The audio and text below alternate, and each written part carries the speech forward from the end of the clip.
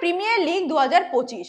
South Africa premier লিগের পঞ্চম ম্যাচটি হওয়ার কথা ছিল দুরবান সুপার জায়ান্ট এবং প্রেটোরিয়া ক্যাপিটালসের মধ্যে, কিন্তু দুই দলের মধ্যে টস হওয়ার পরই ম্যাচটি বন্ধ করে দেওয়া হয়।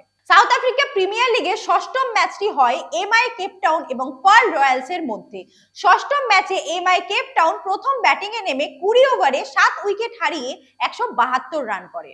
এমআই সিটির হয়ে ব্যাটিং করতে নেমে রেজা হ্যান্ড্রিক্স 37 বলে 59 রান, ভ্যান ডে ডাসন 33 বলে 43 রান এবং ডিলানো পোর্টগিয়েটার 18 বলে 29 রান করে।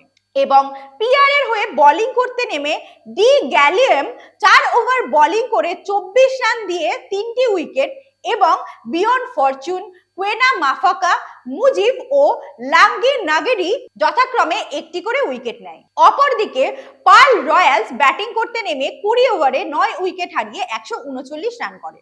পিআর এর হয়ে ব্যাটিং করতে নেমে মুজিব 21 বলে 34 রান, লুয়ান্ড্রি প্রেটোরিয়াস 12 বলে 26 রান, রুট 14 বলে 26 রান, কোয়েনা মাফাকা 19 বলে 22 রান এবং শ্যাম হেন 23 বলে 20 রান করে। এবং এমআই সিটির হয়ে বোলিং করতে নেমে জর্জ লিন্ডে 4 ওভার বোলিং করে মাত্র 15 রান দিয়ে 3টি উইকেট নেয়। কাগিসো রাবারা ও রাশিদ খান 2টি করে এবং আজমাতুল্লাহ ওমারজাই যথাক্রমে 1টি করে উইকেট নেয়। ষষ্ঠম ম্যাচটি শেষ হওয়ার পর এমআই কেপ টাউন পার্লস রয়্যালসকে 33 রানের ব্যবধানে হারিয়ে জয়লাভ করে।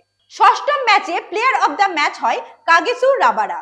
দেখা যাক পরবর্তী ম্যাচগুলিতে কোন দল কি ম্যাজিক দেখায়। দেখছেন এইচপিআর স্পোর্টস। নমস্কার।